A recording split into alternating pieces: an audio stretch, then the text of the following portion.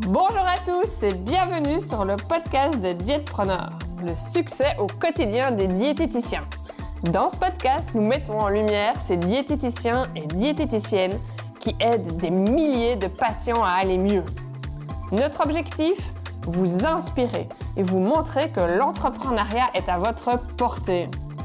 Découvrez des parcours inspirants, des stratégies gagnantes et des conseils pratiques pour vous lancer en libéral. Nos invités sont accueillis par Nicolas, notre coach au sein de l'accompagnement Résultats au top. C'est parti, bonne écoute!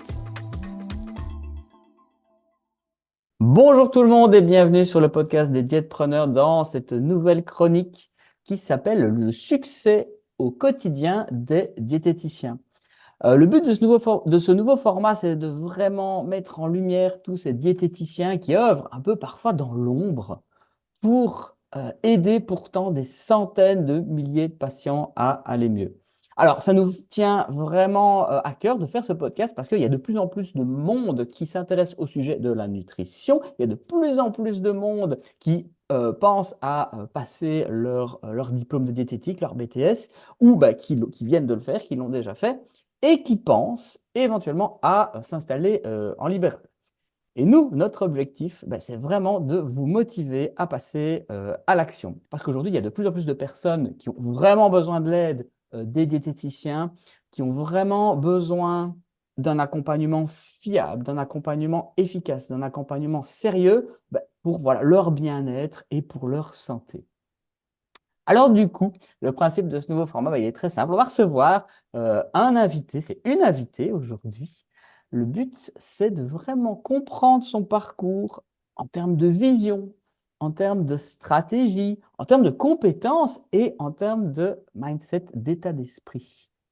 On a vraiment envie de démystifier l'entrepreneuriat pour les diététiciens qui nous écoutent. Et aujourd'hui, je suis très, très heureux d'accueillir Alexandra. Bonjour Alexandra. Bonjour Nicolas, bonjour à tous ceux qui vont nous écouter. Alors Alexandra, toi, tu as un parcours assez incroyable parce que tu as fait quand même un sacré grand écart professionnel car tu étais aussi dans la technique, tu as fait des études d'ingénieur, si je ne dis pas des bêtises. Moi, ça me parle aussi parce que j'ai fait aussi ce grand écart. J'étais aussi dans ce milieu-là. Et donc, voilà, tu as passé d'ingénieur à la diététique. Donc, du coup, pour commencer cette interview, est-ce que tu peux un peu nous raconter ce parcours? Voilà, qu'est-ce qui t'a motivé dans un premier temps à aller dans ce domaine quand même ultra, ultra technique? Et qu'est-ce qui t'a poussé à faire un peu cette reconversion professionnelle. Vas-y, dis-nous tout. Alors ça a commencé un peu comme beaucoup, on ne sait pas trop quoi faire, mais voilà, j'avais une attirance pour tout ce qui était physique, chimie, les maths. Mhm. Donc un petit peu aussi aidé par, on va dire, par les parents. Voilà, j'ai petit à petit été aiguillée un petit peu comme ça, je savais pas trop quoi faire. Bon, il y avait quand même avec le recul, j'en reparlerai après, cette envie de découvrir aussi le vivant. J'aimais bien aussi tout ce qui était les matières, je sais plus comment ça s'appelait à l'époque, où on n'était plus sur le fonctionnement du corps humain, Mhm. la nature, etc. Mais bon, voilà, je savais pas trop vers quoi aller. Donc, qu'est-ce qui faisait vibrer? C'était un petit peu le métier d'ingénieur. Et puis, je me suis finalement un petit peu engouffrée.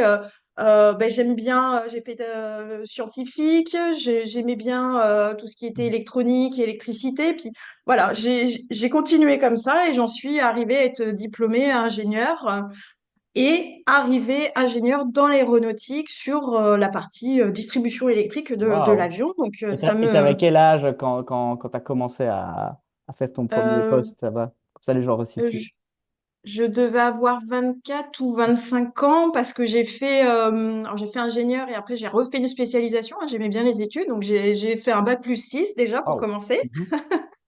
Un bac plus 6.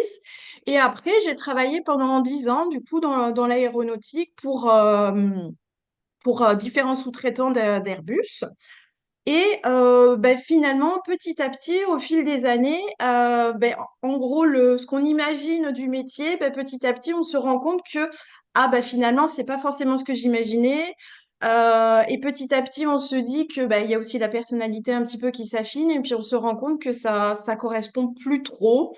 Alors, j'ai fait différents employeurs, et puis je suis arrivée un petit peu au bout de mon chemin en me disant peut-être que ça ne me correspond plus aujourd'hui.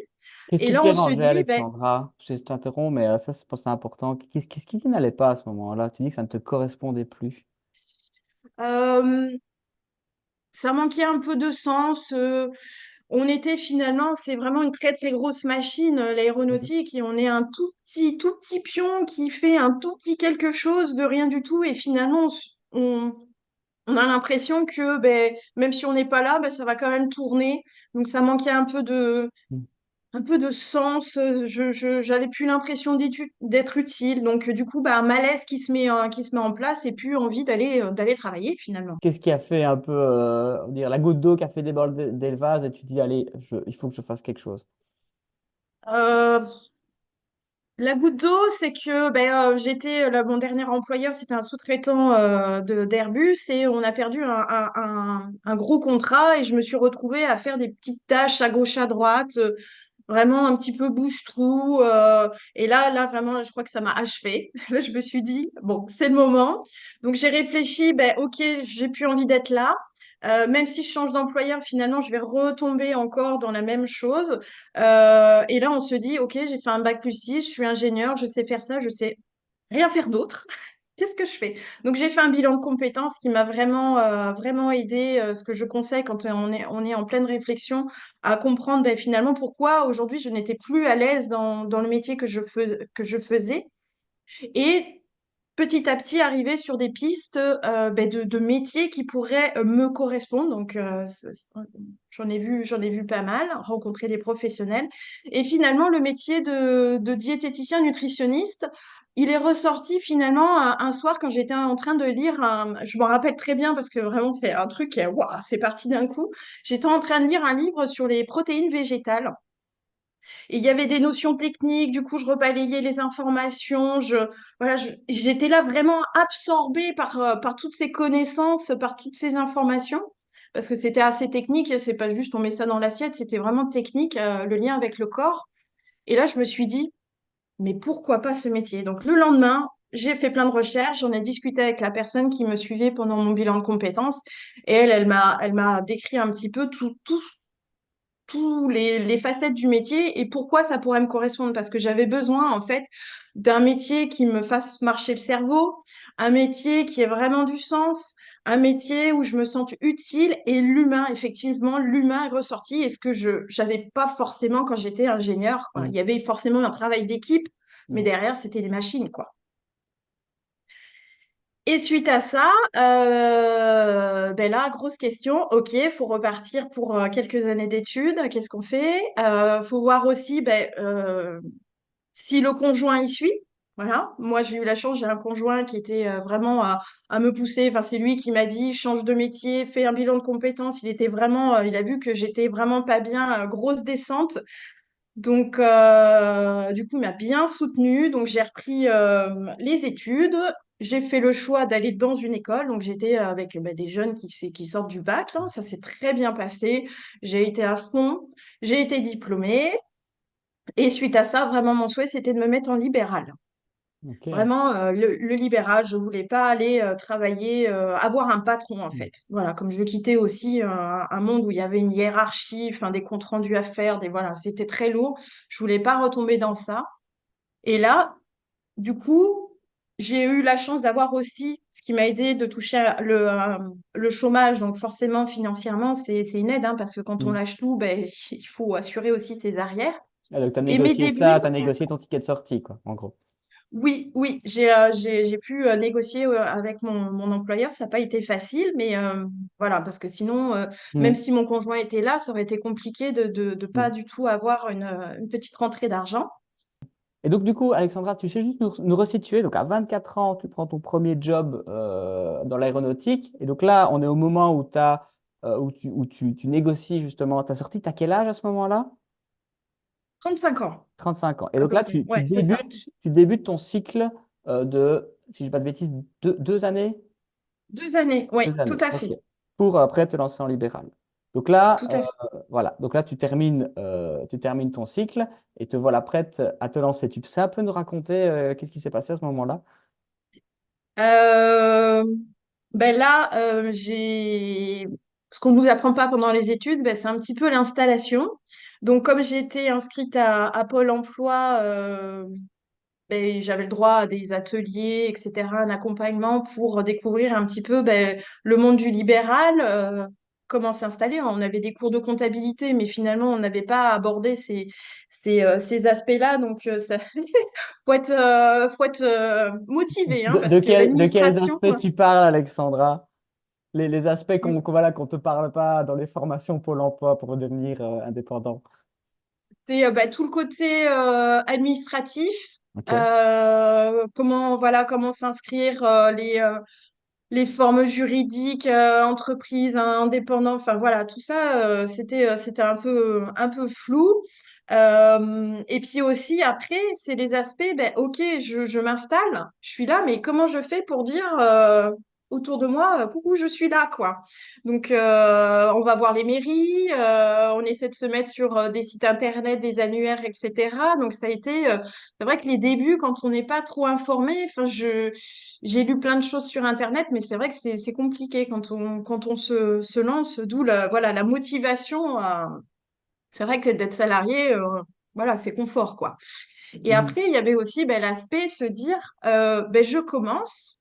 À un moment donné, je vais plus toucher le chômage, donc je vais pas avoir beaucoup de revenus parce qu'effectivement, on commence avec un, deux, trois, quatre patients dans le mois. Ça monte petit à petit. Donc là, j'ai fait le choix, moi, de trouver un mi-temps. Donc j'ai trouvé un mi-temps qui était pas loin de chez moi. J'ai été caissière, tout simplement. Voilà. Mhm. C'était simple, c'était facile, c'était pas loin de chez moi. J'avais le mi-temps, le matin je faisais ça, l'après-midi je proposais des consultations. Donc j'ai fait ce travail à mi-temps pendant 6 mois. Et après, voilà, j'ai décidé d'arrêter pour ben, élargir mes créneaux et puis petit à petit aussi continuer à me former. J'ai fait un DU en nutrition du sportif, entre Mhm. autres. Donc, retour à l'université, etc. Et petit à petit, c'est monté crescendo. Alors, au début, c'était pas évident parce que faut trouver un petit peu le format pendant les consultations, ma trame, qu'est-ce que je vais dire, à quel moment, parce que on a un petit peu des informations pendant la formation, mais pas des choses qui forcément me plaisaient, un peu trop carré, un peu trop. Mhm. Ça manquait d'humain. Donc, on se pose des questions, comment bien mener ces consultations, comment aussi faire adhérer les patients pour qu'ils reviennent, parce qu'au début, finalement, j'avais des patients qui revenaient pas beaucoup. Mhm. Donc, c'est pareil, voilà, j'étais un peu frustrée à me dire, mais j'ai pas fini avec cette personne, il y a tellement de choses à faire, j'ai tellement de choses à lui apporter. Et bon, ça m'a pris quand même quelques années pour arriver à, je sais plus en quelle année j'ai rejoint Diète en transition, mais voilà, là j'étais dans un questionnement. Bon, va falloir que je trouve de l'aide. Ouais, justement, Pour- c'est intéressant, ça, Alexandra. Donc là, tu parles de tes 6 premiers mois où tu avais ton job voilà, de caissière en parallèle, et puis après, tu as grandi. Donc, tu as parlé de tes difficultés, engager les patients, aussi avoir suffisamment de patients. Je pense que quelque chose qui serait intéressant, si tu es OK de revenir là-dessus, c'est justement pendant ces 6 premiers mois là où vraiment t'as eu cette base qui t'a permis de quitter le mi-temps, hein, quelque part, c'est ce que tu es en train d'expliquer. Qu'est-ce qui a bien fonctionné? Comment tu es arrivé à te créer voilà, cette petite base de patientèle pendant ces 6 mois-là? Qu'est-ce qui a bien fonctionné? Euh, Ce qui a bien fonctionné, en fait, je pense que c'est petit à petit le fait d'avoir été voir les mairies, le centre social. Voilà, moi, je suis à la campagne, un milieu rural. Donc, il faut aller voir un petit peu les petites associations environnantes. Tu t'es J'ai essayé déplacé d'aller. physiquement pour les rencontrer? Oui, j'ai essayé, Mhm. c'est pas toujours évident hein, parce que pour avoir des Mhm. rendez-vous, notamment aussi avec les médecins, j'avais envoyé pas mal de courriers aussi aux professionnels de santé dans ma zone géographique. Donc après, c'est vrai que tout ça, en fait, c'est des petites graines qu'on plante et le temps Mhm. que ça prenne, quoi. Donc, petit à petit, ça prend et du coup, on revoit un petit peu, parce que j'en ai pas parlé, il y avait effectivement ce mi-temps de caissière que j'ai arrêté et après, j'ai comme ça augmenté, mais je me suis dit, bah, c'est pas suffisant en termes de revenus, le T'en temps étais à que combien là, Alexandra, si on peut situer par rapport, tu accueillais à peu près combien de patients, combien de consultations par mois à ce moment-là où tu as décidé d'arrêter ton boulot de caissière? euh, oui, donc par mois, je devais faire à peu près une vingtaine de consultations. Donc c'est pas beaucoup, mais voilà, ça a augmenté. Et à un moment donné, si je veux augmenter, il faut aussi que j'ai plus de temps. Donc il fallait aussi que Mhm. j'arrête ce métier. De... Et après, j'ai calé aussi, c'était facile pour moi parce que je les faisais en visio. J'ai proposé aussi des cours particuliers pour les futurs diplômés, les futurs diététiciens, pour les aider sur la physiopathologie, enfin toute matière pour voilà compléter mes revenus. Donc ça c'était en visio, donc c'était assez facile pour moi d'organiser mon emploi du temps. Voilà, j'étais libre contrairement à une activité de salarié hein, comme j'avais pu Mhm. le faire. Et ça bien sûr par la suite j'ai fini par le lâcher aussi. Voilà, pour vraiment me concentrer que sur le développement de ma patientèle. Ouais. Ok. Et après, peut-être comme beaucoup aimeraient le faire aussi. Moi, j'aimais bien aussi les ateliers de groupe. C'est pas forcément ce que je cherche exclusivement à, à développer, mais du coup, j'ai essayé d'aller proposer, notamment au centre social, des choses.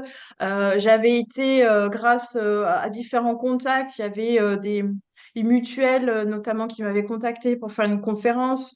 J'ai essayé un petit peu de faire aussi des choses comme ça, ce qui me permettait de me faire connaître. Hein, les personnes qui venaient Mhm. à ces ateliers, j'en profitais pour laisser mes coordonnées, Mhm. etc. Donc, petit à petit, mettre en route, en fait, ce bouche à oreille, ouais. Ok. Et donc, tu continues voilà, à te développer, tu es à peu près à une vingtaine de consultations. Voilà, toutes ces petites actions, voilà, tu les as continuées jusqu'à quel moment? Quel est l'autre point clé dans ton développement après cette période-là? Euh, alors vraiment, le point clé, c'est que quand je suis tombée, je pense au hasard dans une discussion sur Facebook, Élise qui parlait, alors je sais plus si ça avait commencé par les jeux ou simplement la formation diète en transition, je sais plus si c'était Ludiconsult, je crois que ça devait être juste diète en transition. Et ça m'a interpellée parce que j'étais vraiment là à me dire que je sais qu'il faut que je change des choses dans ma façon dont je mène mes consultations parce que les suivis avaient augmenté, mais c'était pas encore ça. Et j'avais un petit peu du mal à trouver sur quel levier agir. Et du coup, c'est là que je me suis un petit peu engouffrée dans Diète en transition. J'avais un petit peu regardé tout ce qui était proposé, la philo d'Élise auquel finalement j'adhérais complètement. Et je me disais, bah oui, ça c'est ma vision du métier, j'ai envie de travailler comme ça, d'aller vers ces choses-là. Et c'est là vraiment quand j'ai mis le pied dans Diète en transition, que j'ai commencé par consultation au top, puis réseau au top. Mais c'est là que ça m'a permis vraiment d'améliorer mes consultations, d'améliorer ma confiance en moi aussi, d'oser faire des choses. Et c'est là que j'ai vu aussi le nombre de suivis qui augmentait. Donc, si le nombre de suivis augmente, ça veut dire que les gens sont encore plus contents, donc ils en parlent autour, donc j'avais plus de nouveaux patients. Et voilà, ça s'est mis en place comme ça. Et moi, j'étais beaucoup plus satisfaite.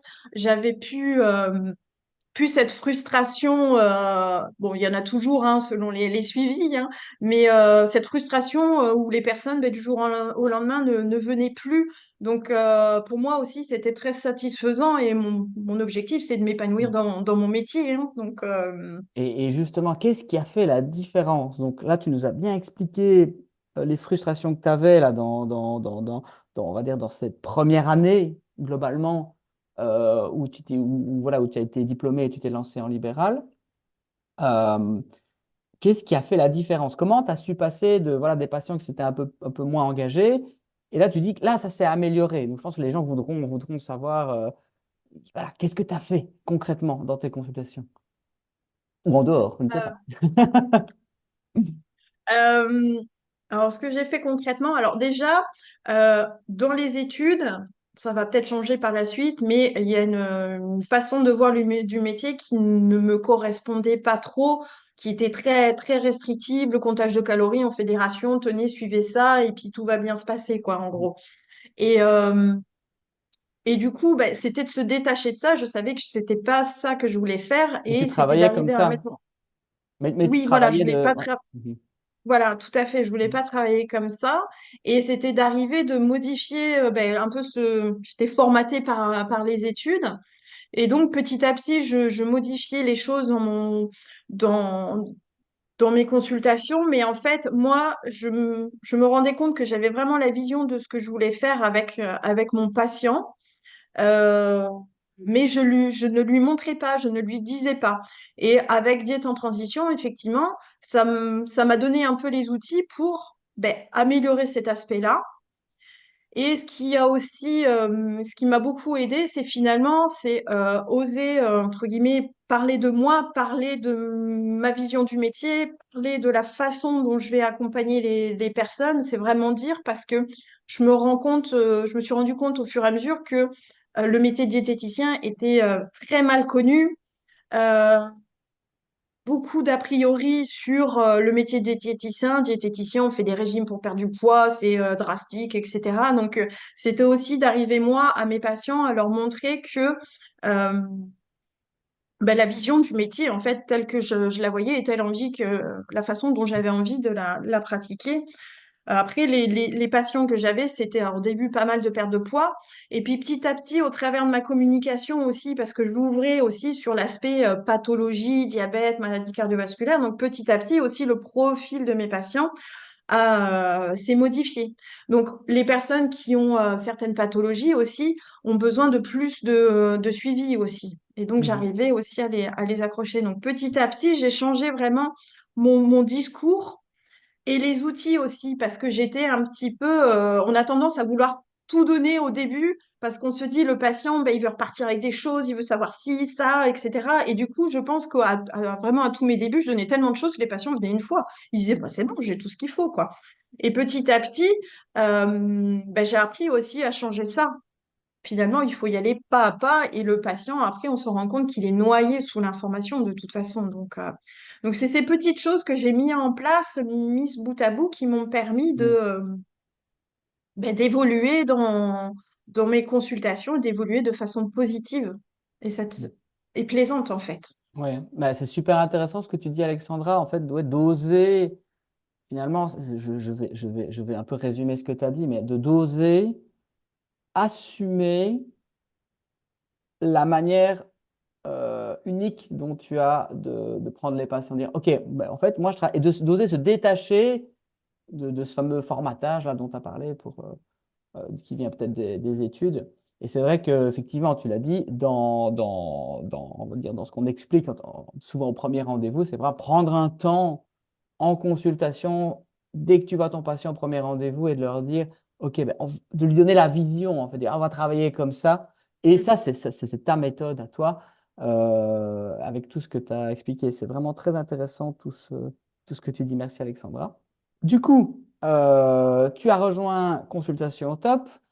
Quels ont été les impacts en termes de nombre de consultations? Est-ce que tu as pu voilà, relier ça avec ton chiffre d'affaires, avec le nombre de patients, le nombre de consultations, pardon, que tu faisais tous les mois? Et je pense que les gens seront très intéressés par ça. Entre combien de temps il t'a fallu aussi entre le moment où OK, je vois le concept, ah oui, j'ai compris qu'on pouvait faire comme ça, j'ai vu les outils qui étaient à ma disposition.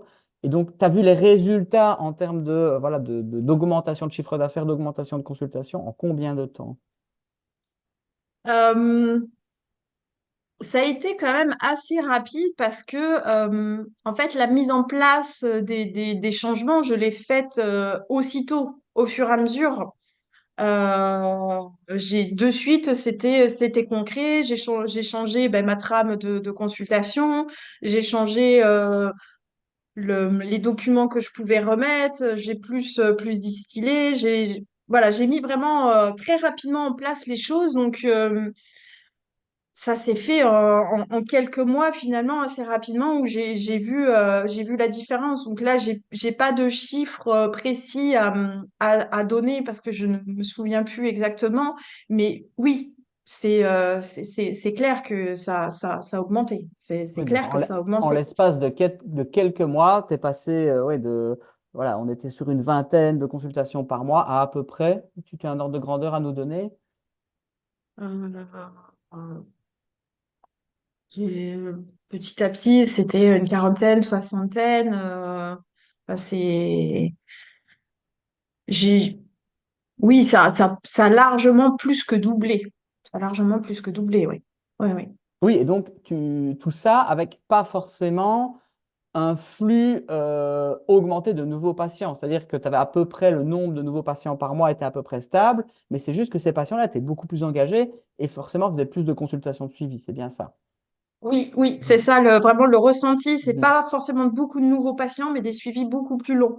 Et petit à petit, plusieurs mois après, je pense que grâce au bouche à oreille, ben, comme les gens étaient bien satisfaits, ils revenaient, ils en parlaient autour d'eux, ils en parlaient aussi aux médecins, parce que je pense aussi les médecins ont besoin d'avoir confiance avant d'orienter leurs patients. Donc, finalement, les patients, s'ils sont contents, ils en parlent à leur médecin, ben, leur médecin, ils se disent, ah bah oui, la diète, en fait, elle est bien, quoi. Donc, on peut en envoyer. Donc, petit à petit aussi, mon nombre de nouveaux patients a augmenté. Mhm.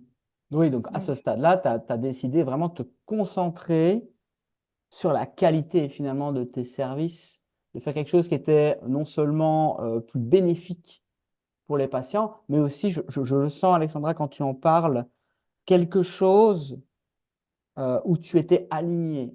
Ça, c'est important aussi. Je pense que ça se ressent aussi hein, quand on a un diététicien qui est à l'aise, qui est dans sa méthode. Je pense que les patients, ils sentent ça. tout à fait, tout à Mhm. fait. Mhm. Tout à fait. Je pense, oui, il y a ça aussi que j'avais des consultations au début, enfin, j'étais pas contente de moi et je pense que ça devait se ressentir parce que je prenais des chemins où j'étais pas hyper à l'aise, ça me correspondait pas, donc je le vivais pas avec le cœur. Voilà, c'est peut-être un peu fort de dire ça, mais c'est ça en fait. Mhm. Et puis, en mettant plein de choses en place et en trouvant vraiment ma façon de faire, ben, ça se ressent, ça se ressent. Donc les patients, ils reviennent, quoi. Euh, Par rapport justement à tes patients et à ta patientèle, on peut peut-être parler de patients de patientèle cible, de public cible. Est-ce que quand tu as démarré, tu souhaitais directement attaquer, je ne sais pas moi, une certaine pathologie? Est-ce que tu avais un public cible en tête? Où est-ce que ça en est aujourd'hui? Comment ça a évolué là justement dans ces années? Ça fait combien de temps que tu exerces là déjà maintenant? Rafraîchis-moi la mémoire. Euh, Depuis 2017. Voilà, depuis 2017, ok. Ça Donc fait ça fait un presque peu plus de 7 six ans. ans. Ouais, Ouais, presque 7 ans. Ouais. presque 7 ans. Donc, pendant ces 7 années-là, justement, quel a été un petit peu ton avis par rapport à ça? Tu sais un peu nous expliquer? Oui. Au début, j'avais pas forcément d'attirance plus spécifique pour tel public. Alors, les enfants, si après si on peut parler enfants, personnes âgées, vraiment le senior, c'est par rapport à toutes les problématiques, c'est pas forcément un métier. Il y a des personnes qui ont vraiment envie de travailler avec ce public-là. Moi, oui, j'en reçois, oui, mais Mhm, c'était pas, voilà, je voulais pas être forcément m'engouffrer vers mhm, ce public-là. Les enfants non plus, c'était pas voilà une envie. Donc on va dire plus adulte, mais après en termes de pathologie derrière qui je voulais accompagner, je savais pas trop. Donc j'étais un peu, je dirais un peu sur tous les types de mhm, pathologies. Petit à petit, je me suis rendu compte que l'aspect perte de poids, ben, les personnes qui étaient dans une philo, d'aller rechercher encore un énième régime, je me rendais compte que je n'étais pas à l'aise en fait avec ce type de public et finalement moi ma philo ne leur correspondait mhm, pas de toute façon. Donc à un moment donné, bah, mhm. on Et avait des ça, c'est des gens qui consultations. laissaient tomber, peut-être.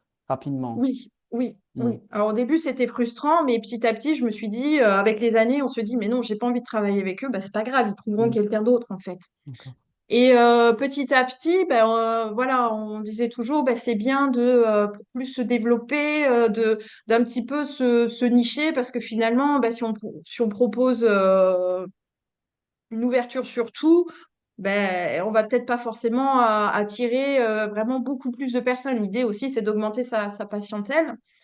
Donc, j'osais pas trop. Donc, sur mon site internet, c'était un petit peu, ben, je suis Hmm. diététicienne, je fais ça, ça, ça, ça, ça, ça. J'étais sur Et tout. ouais. Euh, voilà, une bonne liste. Ouais. Ben, tout m'intéressait aussi, hein. Donc, et puis, petit à petit, ben, grâce à Diète en transition, j'ai, euh, je me suis convaincue, j'ai été convaincue que oui, c'était vers ça qu'il fallait aller, hein, sans pour autant lâcher Mhm, ce qui est hors public cible, mais d'aller vers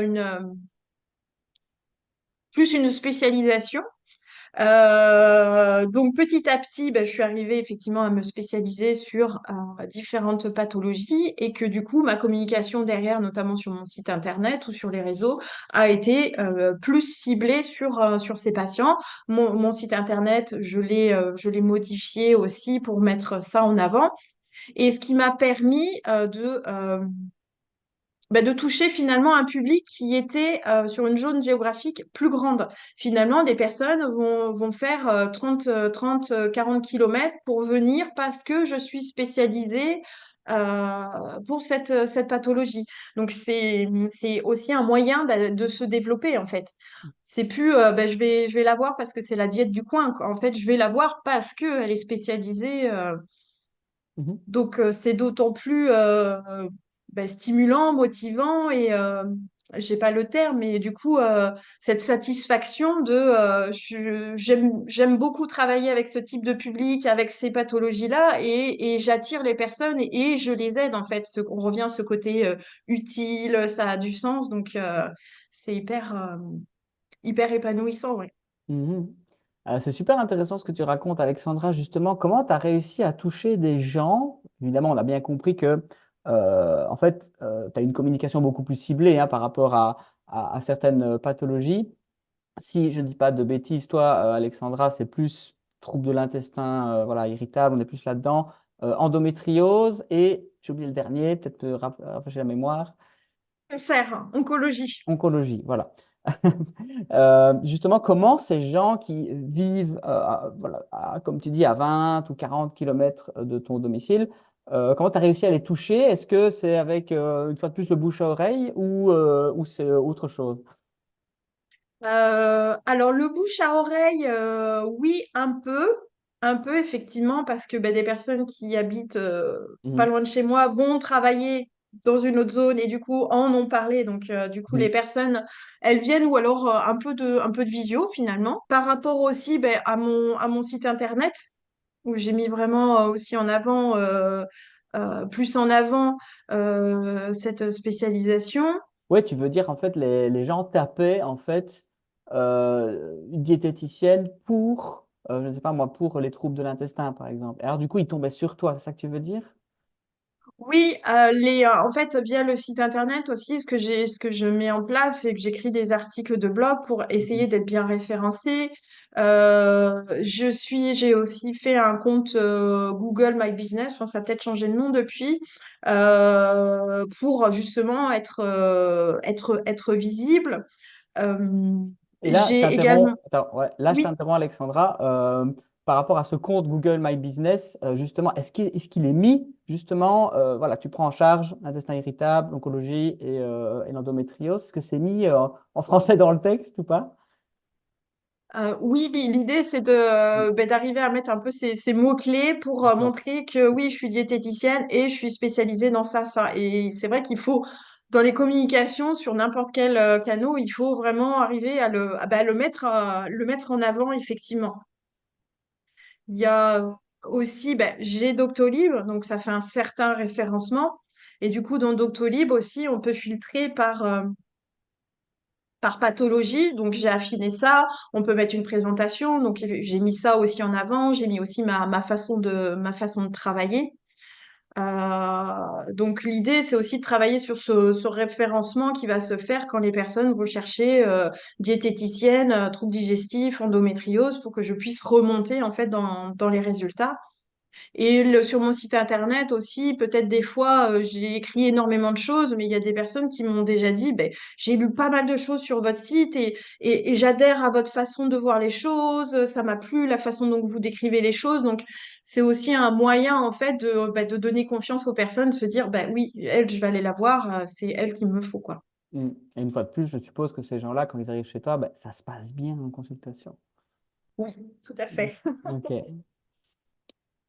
Aujourd'hui, par rapport justement ben, voilà, au nombre de consultations que tu fais, à ton chiffre d'affaires, alors on a bien compris qu'aujourd'hui tu te sens plutôt bien dans tes baskets par rapport à tes méthodes de consultation et par rapport au développement de ta carrière. Quels sont un petit peu, déjà où en es-tu aujourd'hui? Là, on s'était arrêté à une 40-60 patients, consultations pardon, par mois.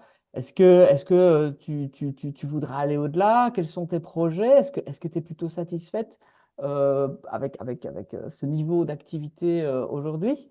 Voilà. Est-ce que tu peux juste faire un petit point ici par rapport à ta situation actuelle et à tes projets? Oui, alors c'est vrai que là aujourd'hui, ben, je cherche toujours à développer, hein, bien sûr, hein, parce que les patients, ils ont un certain nombre de suivis et après on les revoit ou pas, mais aussi on les revoit, c'est 6 mois, un an ou voire plus, donc il faut sans arrêt renouveler en fait sa base de patients. Donc oui, j'ai bien augmenté, hein, euh, je suis.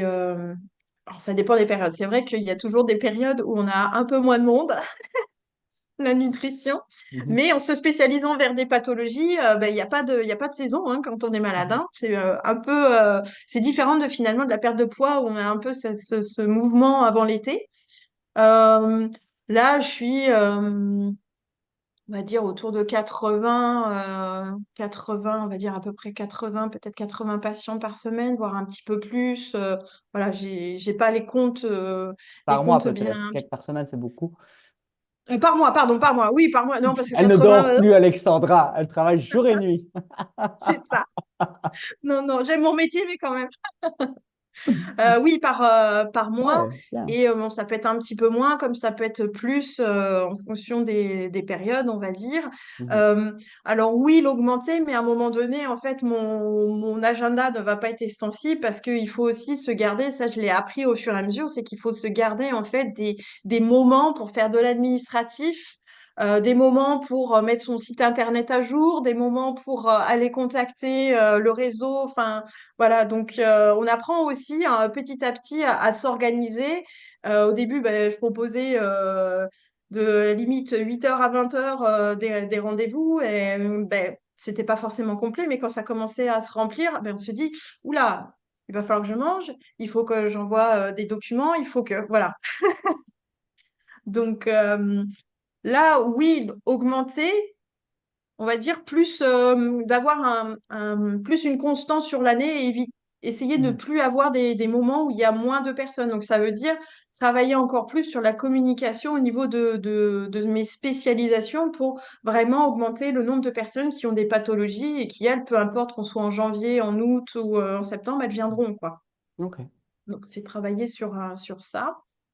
Euh, je suis satisfaite aussi aujourd'hui et voilà, je peux dire que c'est grâce à Consultation au Top aussi, c'est que j'ai un temps de travail en pré- et post-consultation qui est très minime. Avant, j'envoyais systématiquement des comptes rendus, j'y passais je ne sais pas combien de temps et ça, je l'ai vraiment changé parce que le patient finalement a son compte rendu durant le rendez-vous. Puis au fur et à mesure, bien sûr, on crée ces documents de travail hein, que l'on remet en fait aux patients qui sont ben, pour tout, on va dire entre guillemets pour tout patient en fait. Quand quelqu'un vient pour un diabète, ben voilà, je sais ce que je vais remettre. Quand quelqu'un vient Mhm. pour problème de cholestérol, etc. Donc ça rend le travail aussi pré- et post-consultation vraiment minime en fait. C'est ça aussi qui est confortable, quoi. Mhm. je reviens un peu sur toute ton histoire et ce virage, ce grand écart professionnel que tu as fait. Aujourd'hui, tu regrettes pas? Absolument pas. Absolument pas. Tu te sens bien dans tes Aucun, baskets? aucun regret.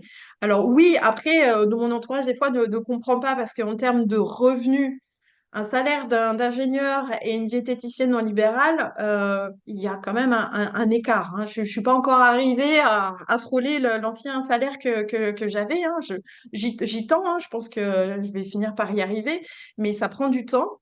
Mais j'ai aucun, enfin, même financièrement, parce que j'ai tellement gagné à côté en satisfaction. Ben, le dimanche, je suis contente d'aller travailler le lundi. Enfin, vraiment un bien-être, une qualité de vie aussi qui est différente. Et donc, aucun regret. J'aime beaucoup ce que je fais. Je suis tout le temps en recherche de formation parce que j'ai soif aussi de connaissances dans ce domaine-là. Donc, aucun regret, cette tranquillité, entre guillemets, parce que ça a des avantages et des inconvénients en étant libéral, mais c'est quand même cette tranquillité d'être mon propre patron, de gérer mon agenda comme je le veux. Donc, il y a vraiment une Mhm. satisfaction.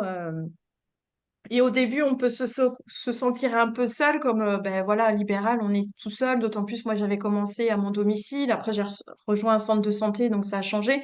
Mais après, on se rend compte qu'il y a pas mal de réseaux de diététiciens. Ben, j'ai eu la chance de découvrir au détour d'un post Facebook Diète en transition. Donc, ça m'a permis de voir que ben, il y a quand même pas mal de diététiciennes qui sont isolées et ça permet aussi de se booster et de se dire, ben, on n'est pas seul, on est aussi un peu les mêmes problématiques. On a aussi nos différences, ce qui est hyper important aussi de se dire que, ben, voilà, la voisine, ok, elle est peut-être à côté, mais finalement, elle fait pas la même chose que moi et on est complémentaires, en fait. Mhm. Donc, vraiment, aucun regret, très satisfaite. Voilà, j'ai eu la chance d'être bien accompagnée, donc vraiment, c'est top, ouais. Mhm. Quel conseil, justement, tu donnerais à quelqu'un qui souhaiterait soit de se lancer en libéral suite à une reconversion ou pourquoi pas directement à la sortie des études? Alors, se lancer dans une reconversion, je dirais de bien travailler en fait sa reconversion et son choix de domaine et de métier parce que ben, voilà, quand on se lance à reprendre des études, on dit c'est reparti pour 2 ans, ça a aussi un impact financier. Euh, Est-ce que je fais pas une bêtise? Est-ce que c'est vraiment ça vers quoi je veux aller? Donc vraiment bien le travailler, se faire accompagner. Voilà, j'ai bien été accompagnée sur cette phase-là, hein. C'est important de ne pas être seul. De pas être seul sur Internet, il y a un milliard d'informations, mais un accompagnement avec un humain, ça change tout. Après, au niveau reconversion professionnelle, donc bien le réfléchir et euh, bien choisir en fait sa formation, bien commencer aussi à réfléchir, ben, dès que quand je vais être diplômée, qu'est-ce que je veux faire? Commencer à anticiper. Je pense qu'il faut pas attendre d'être diplômé et se dire, bon, ben, qu'est-ce que je fais? Je vais à l'hôpital, je vais en clinique, je vais Mhm. dans une association, je vais en libéral. Je pense qu'il faut mûrir ce projet-là avant d'être diplômé pour pas errer en fait pendant plusieurs mois et tâtonner. Et surtout quand on est dans une reconversion, on n'a pas de temps à perdre parce qu'on a besoin de revenus aussi. Et après, quand on se lance, ben, se faire accompagner.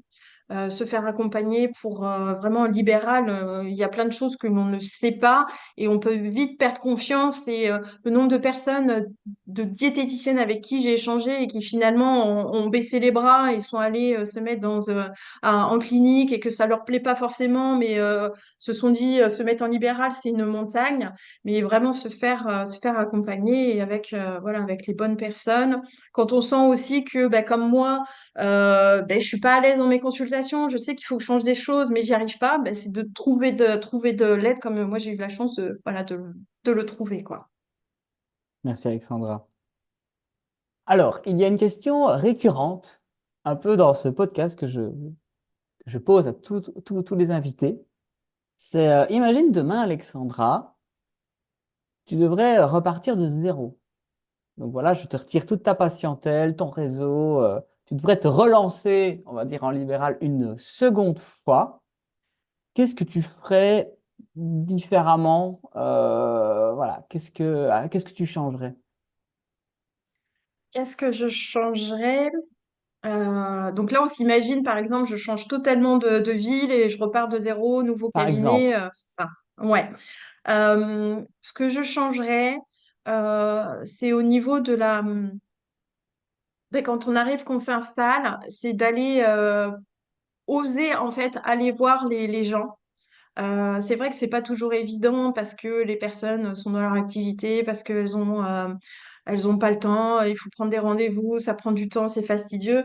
Mais en fait, l'humain est hyper important. Donc, aller voir les professionnels de santé. Moi, au début, j'avais envoyé des courriers, mais les courriers, bah, voilà, ça n'a pas forcément donné ses fruits. Donc, c'est oser et prendre le temps d'aller rencontrer les personnes, d'aller toquer aux portes, de téléphoner pour avoir des rendez-vous.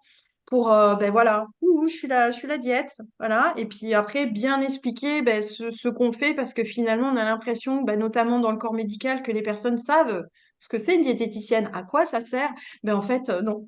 J'ai rencontré finalement des médecins qui avaient en tête ok, bah, le diabète, ils savaient que ça pouvait aider, nutrition, mais qui était très perte de poids en fait. On va chez la diététicienne pour perdre du poids. Donc, c'est surtout ça, ouais, qui je pense que je ferais différemment. Et une autre chose aussi que je changerais, si c'était à refaire, c'est de pas se plier aux exigences des patients en termes de rendez-vous.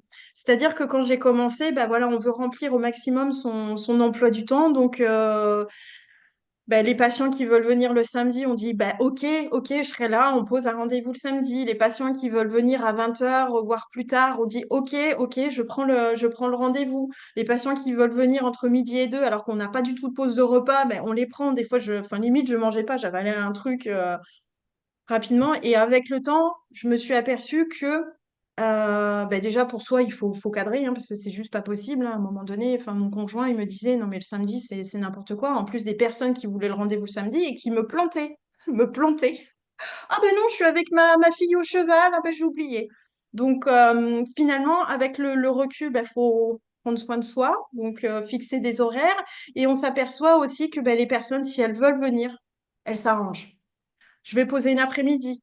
Je vais décaler mon heure de départ et dire non. Maintenant, au début, je travaillais le samedi. Maintenant, je dis non, je ne travaille pas le samedi. Le matin, il y a des jours, ben, j'ai décidé, je commence à 9h30. Ben, même si la personne, elle veut venir à 8h30, je dis non, aujourd'hui, ce sera Mm. 9h30 en fait.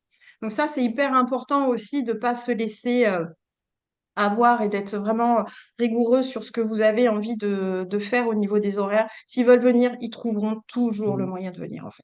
Mhm. Bah oui, compétences et spécialisation. Tu es la diététicienne Alexandra qu'il leur faut. Et en plus, voilà, ta réputation te précède parce que ben voilà, il y a plein de patients qui te font du super bouche-oreille.